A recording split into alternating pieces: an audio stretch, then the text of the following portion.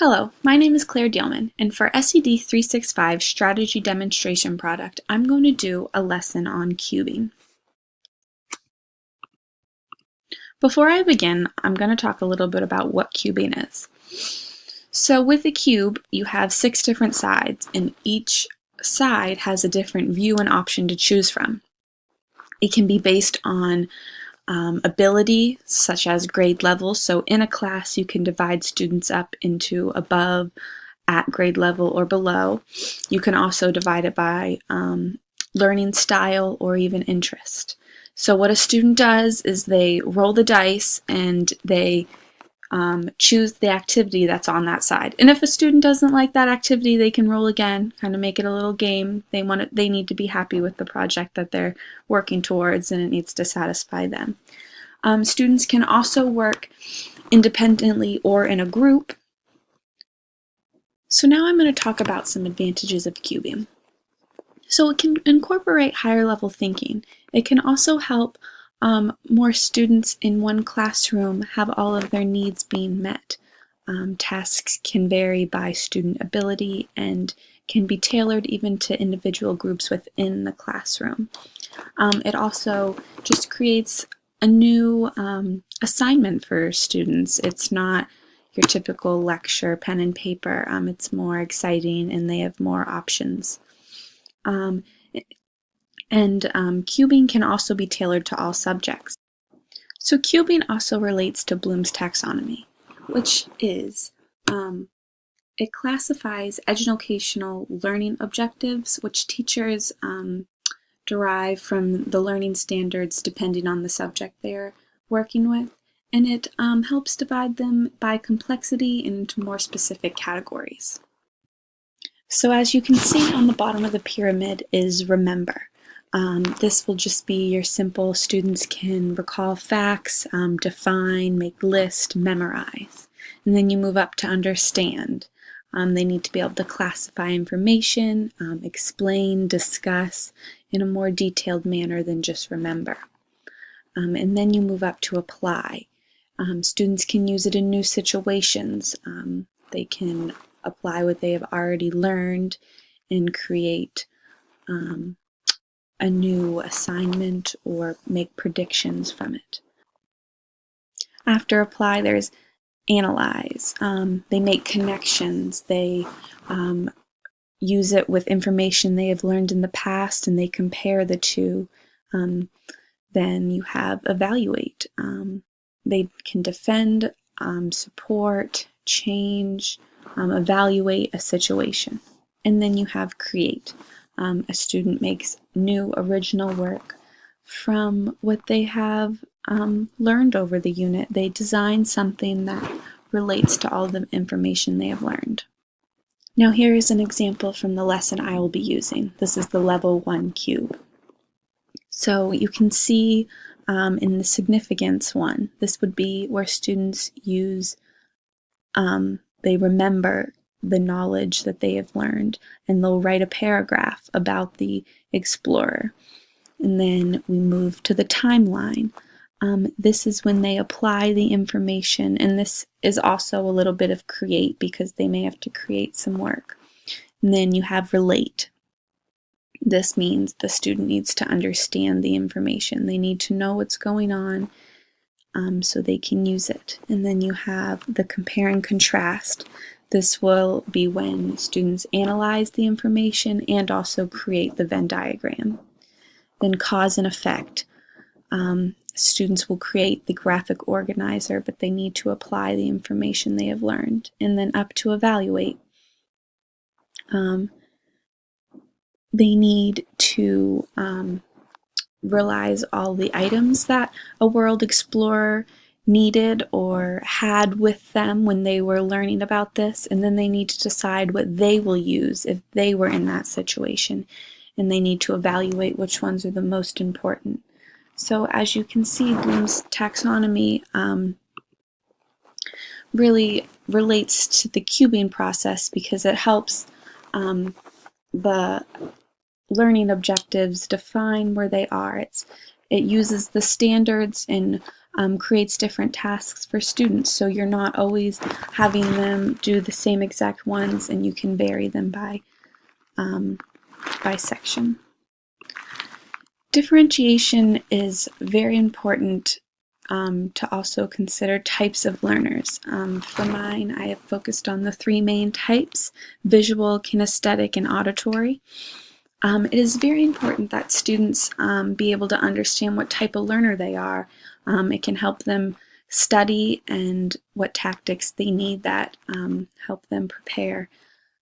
It can also help them decide what projects are best for them and what ways they will go about something that may not be best for someone else.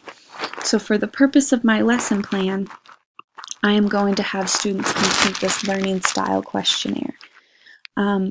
It is just 30 questions that gathers information on the students' learning preferences and what they desire. And at the end, the scores are tallied up, and then based on the number, they will determine what type of learner they are. And then it gives you information on their style, their spelling, reading, handwriting, memory, all of these, and it will provide them just information so they can base their project on this, on what type of learner they are. So for my project and lesson plans, I will be allowing students options in two places. First, on the cubing assignment, which will be by level, 1, 2, or 3, and this will be on readiness or ability, which will have come from previous grades in the course. Then the presentation project will be on learning type, so they will be able to choose how they would like to present their project in any manner based on what's best for their learning type. So here are the learning outcomes for this lesson plan. They are based on the main learning results and also have assessments associated with them to show that the student has learned that outcome. So this is a summative assessment. And then also the students will have another use of an exit slip, which is a formative assessment, which will be discussed in further detail as we get into the lesson plan. So here are a list of materials needed: internet and computers, paper and writing utensils, art supplies, depending on what the students are doing for their project. And then we'll need a handout for each of the students, the learning questionnaire, the cubing levels, an exit slip, and then the presentation evaluation form. So day 1 of the lesson.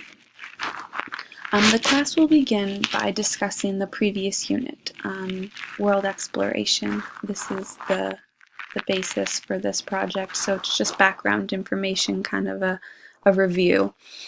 And then the students, as I discussed before, will find out what type of learners they are. This will help them decide how to move further in their final project. Next, students are broken up by color. These colors represent different levels, each associated either at, above, or below grade level. This was determined or would be determined by student grades. It's based on color, so it's hidden, not like a 1, 2, or 3 system, so students aren't aware of that. So during this time, the students will assemble the cube depending on their level, and then just discuss in groups. They will talk about what is on each different side of the cube, and they will roll the dice to choose their side. And as I said before, they can make another roll if they're not happy. And then students discuss the project. Next, the students work on their project individually. They use the end of class as a time to start research. But lastly, before class is ended, students will complete an exit slip. And I will show that in just a minute. But first, I'm going to show you level 1 of the cube. This is below grade level, and it is very similar to cubes level 2 and 3. They just have been modified based on ability. And this is cube level 2. This is at grade level. And then this is the third cube, which places students above grade level.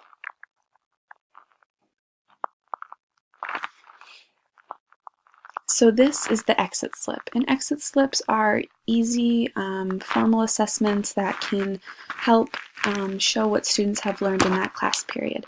So for the purpose of this lesson, it is a simple one thing they have learned and one thing they still want to know. So day 2. So in day 2, what they're going to do is first of all, they're going to answer the question that they had from the previous day.